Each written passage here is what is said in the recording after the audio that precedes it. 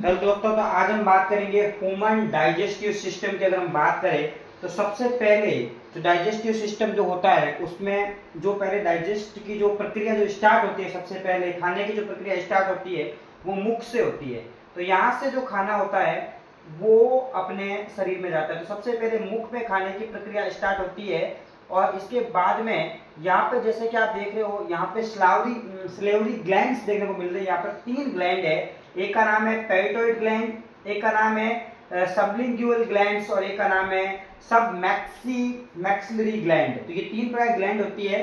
तो अगर हम बात करें पैराटाइड ग्लैंड की, अगर बात करें, जैसा कि आप देख रहे हो कि ये बिल्कुल जो अपन को जीव दिख रही है, जीव के जस्ट ऊपर वाला जो भाग होता है उसको अपन बोलते हैं पैराटाइड ग्लैंड। और पैराटाइड ग्लैंड में क्या होता है, अगर यहाँ पे देखा जाए तो यहाँ पे जो लार होती है, लार बनने में ये बहुत ज्यादा सहायता करता है, बहुत ज्यादा मदद करता है। और यहाँ पे एक एंजाइम होता है, उस एंजाइम का नाम है एमाइलेज एंजाइम। वो एमाइलेज एंजाइम जो होता है वो लार को बनाने में बहुत ज्यादा हेल्प करता है। जैसा कि आपको मालूम है कि छोटे बच्चे जो होते हैं वो कहीं पे भी हाथ रख देते हैं, जिससे कि क्या होता है कि वो हाथ धो के फिर खाना नहीं खाते। तो अधिकतर देखा होगा कि उनमें जो लार बनने की क्षमता है वो ज्यादा होती है, क्योंकि लार क्या करती है, वो जीवाणु आ जाते हैं मुंह के अंदर, उसको खत्म करने का काम कर लेती है। तो ये लार बनने का जो काम होता है वो कहने का मतलब है वो यहीं पे होता है, वो एमाइलेज एंजाइम का काम होता है। इसके बाद में अगर हम बात करें सबलिंगुअल ग्लैंड की, अगर बात करें तो ये जीभ के जस्ट नीचे होती है। और यहाँ पे क्या होता है, यहाँ पे म्यूकस होता है और म्यूकस क्या करता है, भोजन को बहुत ज्यादा लसीला और कोमल बनाने का काम होता है। और इसके जस्ट नीचे अगर बात करें तो वो है सब मैक्सिलरी ग्लैंड। सब मैक्सिलरी ग्लैंड जो होती है वो भोजन और ज्यादा इसके अंदर जाएगा तो भोजन और ज्यादा कोमल बनेगा। अगर हम बात करें फेरिंक्स की, गले की बात करें तो ये गला जो भाग होता है, ये खोखला भाग होता है, ये वाला गला जो क्या करता है, श्वास नली और जो हमारी भोजन की नली है उसको जोड़ने का काम करता है। और अगर हम बात करें ईसोफेगस की, तो ईसोफेगस ये वाला भाग होता है। ईसोफेगस क्या करता है, जो भी हम खाना खाते हैं उस खाने को वापस आमाशय से नहीं लेके आता है, मतलब उसको आमाशय के अंदर बनाए रखने में ये बहुत ज्यादा हेल्प करता है। अगर हम बात करें स्टोमक की, तो जो खाना होगा वो अब मुख से सीधे डायरेक्टली ये अब कहाँ आ गया है, ये जो ग्रस नली है, श्वास नली और ग्रस नली, तो ग्रस नली उसके माध्यम से जो खाना है वो सीधा का सीधा आ चुका है आमाशय के अंदर, यहाँ आ चुका है। तो आमाशय जो होता है ये भोजन को स्टोर रखता है, लगभग आमाशय के अंदर 4 से 5 घंटे तक भोजन जो स्टोर रहता है। और आमाशय जो होता है इसमें एक एसिड होता है, इसका नाम है HCl एसिड, हाइड्रोक्लोरिक एसिड जो होता है, जिसकी मात्रा अगर ज्यादा बढ़ जाती है तो हमारे को एसिडिटी भी हो सकती है। अगर हम बात करें लीवर की, तो लीवर क्या करता है, देखो लीवर का मेन काम क्या होता है। अगर हम लीवर की बात करें तो लीवर का मेन फंक्शन ये होता है कि लीवर में जो नीचे जो गाल ब्लेडर होता है, यहाँ पे पित्त होता है। और ये पित्त जो होता है वो ये डायरेक्टली स्टोमक को प्रदान कर देता है, जिससे कि जो एसिडिटी वाला जो खाना है वो मतलब आगे जब जाएगा छोटी आंत के अंदर तो आसानी से उसका पाचन हो सके। और ये वाला जो भाग होता है इसको हम बोलते हैं स्प्लीन। ये वाला जो आपको भाग दिख रहा है, ये वाला जो भाग स्प्लीन, इसको बोलते हैं पलिया।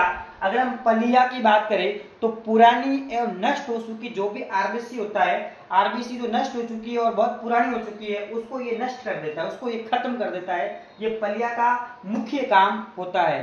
भ्रूण अवस्था में आरबीसी को बनाना, जो पलिया होता है ये भ्रूण अवस्था के अंदर आरबीसी को बनाने में भी बहुत ज्यादा हेल्प करता है। और डब्ल्यूबीसी का जो भंडारण करना है उसमें भी पलिया की बहुत ज्यादा योगदान रहता है। और पलिया इसके अलावा रक्त का शुद्धिकरण करने में भी बहुत ज्यादा हेल्प करता है। पलिया के माध्यम से हम रक्त का शुद्धिकरण भी कर सकते हैं। और पलिया जो होता है वो प्लेटलेट्स को संचित करता है, उसको इकट्ठा करके भी रखता है। अगर हम बात की जाए तो डुओडेनम जो होता है ये अपनी जो स्मॉल इंटेस्टाइन है उसका पहला भाग होता है डुओडेनम। तो ये जो पित्त जो ये गाल ब्लेडर है ये क्या कर देगा, पित्त को डुओडेनम को दे देगा कि डुओडेनम आप एक काम करो, इस खाने को आराम से पचा सकते हो, क्योंकि खाना जो था, जो आमाशय से जो खाना आया है वो खाना कैसा है, तो अम्लीय खाना है और अम्लीय खाने का पाचन नहीं हो सकता है। तो ऐसे केस में गाल ब्लेडर जो होता है वो इसको पित्त देता है, पित्त रस देता है, और पित्त रस के माध्यम से वो खाना जो है वो बेसिक मतलब सारी हो जाता है। और ये फिर खाना आगे चला जाता है और आगे जाकर के कहाँ जाएगा, जेजुनम के अंदर जाएगा। आगे जाके जेजुनम के अंदर जाएगा।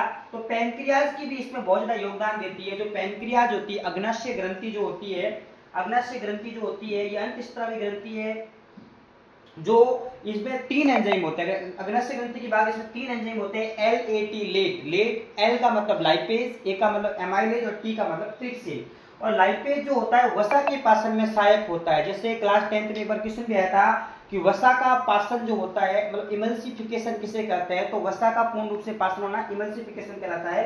तो कहने का मतलब है कि लाइपेज एंजाइम जो होता है वसा के पाचन में सहायक होता है। इसके अलावा जो दूसरा एंजाइम होता है ट्रिप्सिन, अगर हम ट्रिप्सिन की बात करें तो ट्रिप्सिन क्या करता है, प्रोटीन के पाचन में सहायता करता है। और अगर हम बात करें एमाइलेज की बात करें तो वो कार्बोहाइड्रेट को श्रृंखला में बदलने का काम करता है। तो ये तीनों एंजाइम का अलग अलग काम होता है जो मैंने बता दिया आपको।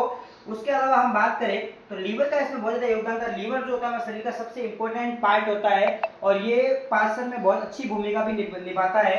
उसके अलावा अब खाना जो है वो ड्यूडेनम के बाद में जेजुनम में जाएगा और जेजुनम में अभी तक खाने का पूर्ण रूप से पाचन नहीं हुआ है। और जो लास्ट वाला भाग है इलियम, यहाँ पे खाने का पूर्ण रूप से पाचन होगा और यहीं पे जो प्रोटीन है वो पेप्टाइड से अमीनो में बदल जाएगा और यहीं पे जो कार्बोहाइड्रेट वसा सभी का जो आखिरी में जो पाचन कंप्लीट होता है वो इलियम के अंदर होता है। और अगर हम बात की जाए ट्रांसवर्स कॉलोन की, तो ये बड़ी आंत का पहला भाग होता है, क्योंकि छोटी आंत के जो 3 भाग होते हैं वो ड्यूडेनम, जेजुनम और इलियम होता है, जबकि बड़ी आंत का पहला भाग जो होता है वो होता है ट्रांसवर्स कॉलोन।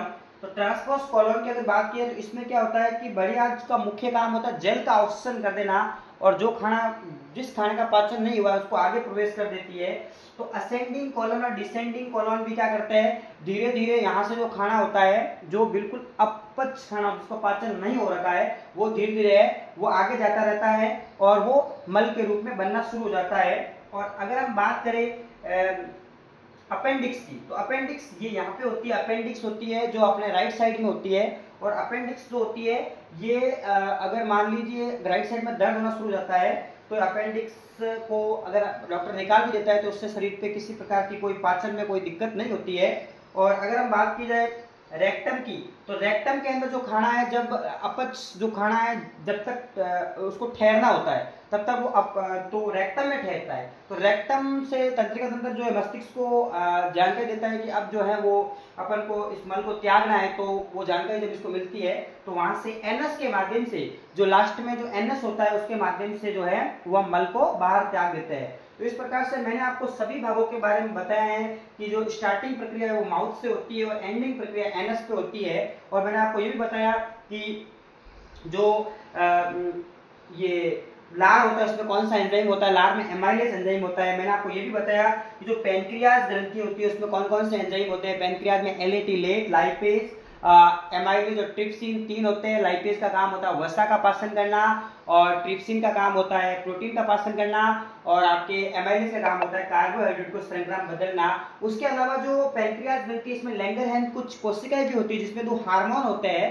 एक हार्मोन का नाम होता है इंसुलिन हार्मोन जो श्रृंखला के स्तर को कम करता है। एक ग्लूकाटोन हार्मोन होता है जो इंसुलिन की क्षमता को बढ़ाता है। तो उसमें 2 हार्मोन भी होते हैं। तो इस प्रकार से हमने आज ह्यूमन डाइजेस्टिव सिस्टम को एक डिटेल से पढ़ा है। Thank you.